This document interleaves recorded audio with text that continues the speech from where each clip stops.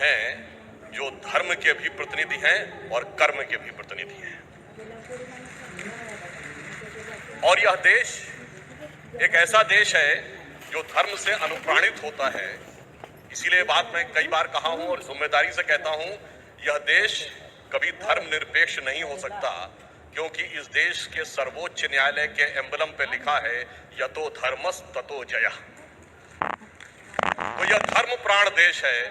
तो धर्म प्राण देश में, देश के सबसे बड़े सूबे में यदि सेवा करने के लिए, सर्वोच्च पद से कर्म करने के लिए धर्म प्राण शासक हो, तो निश्चित रूप से धर्म के पथ पर ले जाने का योग अच्छा बनता है। और ये योग ऐसे ही नहीं बनता है। हम लोग सब बचपन में जब श्री राम जन्मभूमि का विषय की बात आती थी और हाल के वर्षों में तमाम टीवी डिबेट होती थी, तो लोग कहते थे भाई आप लोग नारा लगाते थे रामलला हम आएंगे, मंदिर वहीं बनाएंगे, तारीख नहीं बताएंगे। वास्तविकता ये थी कि श्री राम जन्मभूमि का मंदिर कोई इमारत नहीं थी और उसकी तिथि कोई तारीख नहीं थी। ये भारत के वैभव और स्वाभिमान की एक यात्रा थी जो उसी के साथ उठकर ऊपर जानी थी। और यह संयोग क्यों होता है? आप याद करिए, जब श्री रामलला विराजमान दिसंबर 1949 में यहाँ अयोध्या की भूमि पर प्रकट हुए थे, तो उनकी सर्वप्रथम पूजा किसने की थी? महंत दिग्विजयनाथ जी ने। 1980 के दशक में 85, 86, 87 में जब श्री राम जन्मभूमि आंदोलन प्रारंभ हुआ, तो उसकी सर्वप्रथम अध्यक्ष कौन थे? महंत अवैधनाथ जी।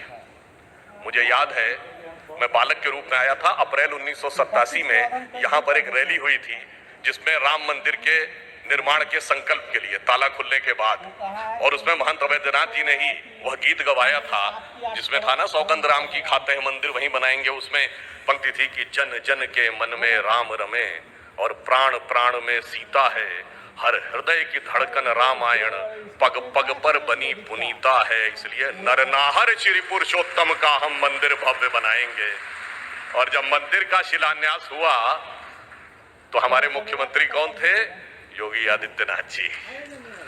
अब मानिए तो महज संयोग है और गहराई से देखिए तो दैव योग है। सूक्ष्म दृष्टि से देखिए तो मैं यह भी कहना चाहता हूं कि आज जब इस जगह पे हम एकत्र हैं और महर्षि जी का यह कार्यक्रम, अभी देखिए अजय प्रकाश जी ने क्या कहा, जय गुरुदेव।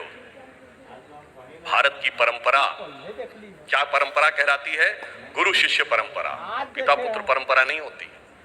इसीलिए जब हम पूजा करते हैं और हाथ में जल लेते हैं तो पंडित जी संकल्प दिलाने के क्या कहते हैं? पहले अपना नाम लीजिए, अगला वाक्य क्या होता है? ये नहीं होता अपने पिता या बाप का नाम लीजिए, अपने गोत्र का नाम लीजिए। यानी परंपरा क्या है? जो आपने आध्यात्मिक परंपरा से आ रहे हैं, दैहिक परंपरा का वह महत्व नहीं है। इसीलिए आपने देखा होगा कि भगवान राम के भक्त हनुमान जी के मंदिर यत्र तत्र देखे होंगे, पर उनके पुत्र लवकुश के मंदिर दिखाई नहीं पड़ते, क्योंकि हमारे यहाँ आध्यात्मिक परंपरा यानी स्पिरिचुअल सक्सेशन का महत्व है। हमारे यहाँ बायोलॉजिकल सक्सेशन का महत्व उतना नहीं है। और जब हनुमान जी की चर्चा आती है तो याद आता है सबसे पहले इस धरती पे खड़े होके, हनुमान तेहि परसा करि पुनि कीन प्रणाम, और राम काज कीने बिनु मोहि कहाँ विश्राम। और राम काज के लिए कौन तत्पर है, ये आज सबको नजर आ रहा है, परंतु कुछ लोगों को उसमें निशाचर भी नजर आता है। पर वो क्यों नजर आता है ये भी मैं बताना चाहता हूं। हनुमान जी बहुत विनम्र हैं, अतुलित बलशाली थे, मगर अपनी शक्ति भूल गए थे। आप लोगों को वो प्रसंग ध्यान होगा जब हनुमान जी जाते हैं सीता माता के पास और कहते हैं कि बस 1 माह के अंदर हम लोग आएंगे भगवान राम के साथ वानर सेना लेकर और आपको छुड़ा कर ले जाएंगे। तो सीता जी क्या कहती हैं? सुत कपि सब तुम ही समाना, जातु धान अति भट बलवाना। भाई वानर तो तुम्हारे जैसे हैं और ये राक्षस तो बहुत शक्तिशाली हैं। तो आगे वो कहती हैं मोरे हृदय परम संदेहा, इसलिए मेरे मन में संदेह है। और जैसे ही वो कहती हैं मोरे हृदय परम संदेहा, तो हनुमान जी क्या करते हैं? सुनी कपि प्रकट कीन निज देहा। और देह क्या थी? कनक भूधराकार शरीरा, समर भयंकर अति बलवीरा। बस यही अंतर है। हनुमान जी का वह विराट तेजस्वी स्वरूप जो समाज में चेतना, एक विराट तेजस्वी चेतना, प्रखर चेतना उभर कर सामने आ रही है, कुछ लोग नहीं चाहते कि वो चेतना सामने आए, क्योंकि हनुमान जी के समान जो समाज अपनी चेतना की शक्ति भूला हुआ था, विस्मृत थी, वो क्रमशः याद आती जा रही है।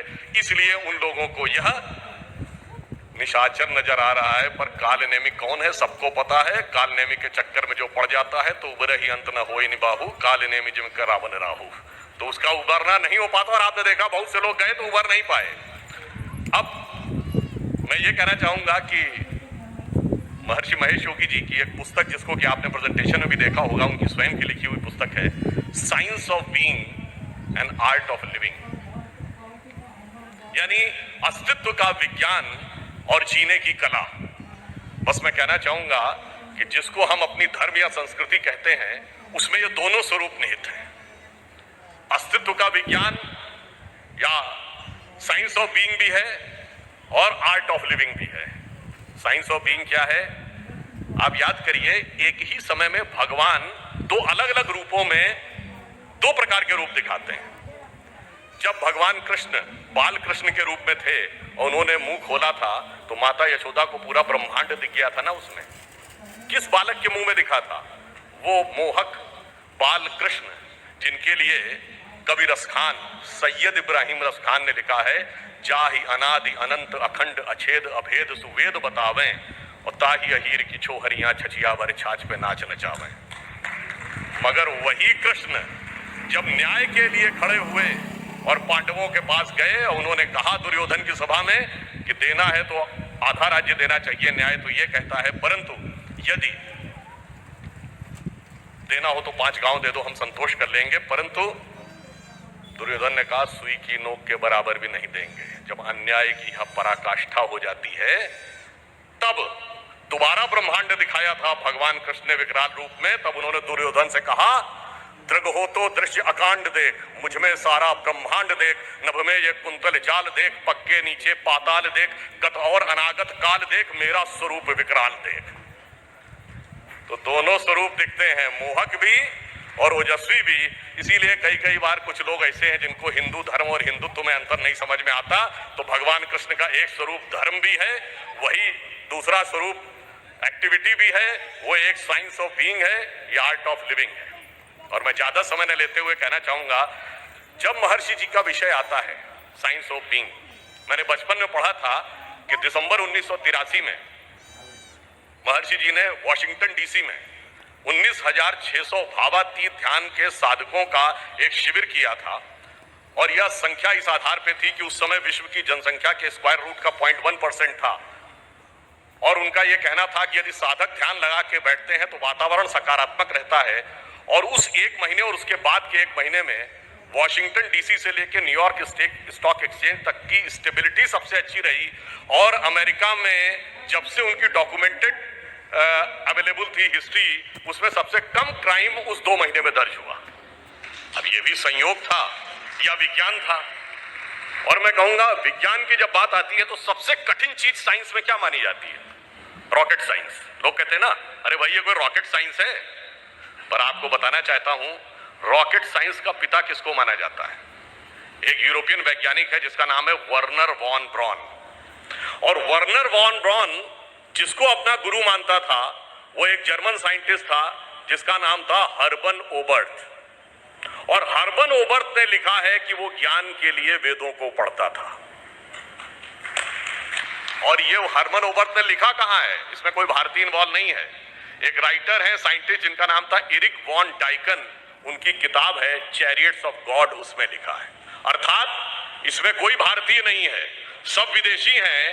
और एरिक वॉन डाइकन ये बता रहा है कि रॉकेट साइंस के पिता का गुरु कहता है कि ज्ञान वेदों से मिलता है। इसीलिए आदि शंकराचार्य जी ने ऐसे ही नहीं कहा था वेदों निकलो धर्मो मूला।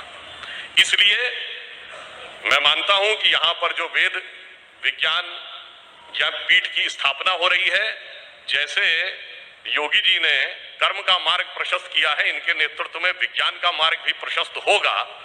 और यह पंक्ति कहकर समाप्त करता हूं, इस विज्ञान का आधार क्या बनेगा? जो अर्थ भी दिखाएगा, परमार्थ भी दिखाएगा। आदरणीय अटल जी की बड़ी प्रसिद्ध कविता थी, आप सब ने बहुतों ने शायद सुना हो, हिंदू तन मन हिंदू जीवन रग रग हिंदू मेरा परिचय। उसी हिंदू संस्कृति और वेद संस्कृति से निकलेगा। उसका एक छंद था, उसी से कह के समाप्त करता हूं। मैं अखिल विश्व का गुरु महान, देता विद्या का अमर दान, मैंने दिखलाया मुक्ति मार्ग, मैंने सिखलाया ब्रह्म ज्ञान। मेरे वेदों का ज्ञान अमर, मेरे वेदों की ज्योति प्रखर, मानव के मन का अंधकार क्या कभी सामने सका।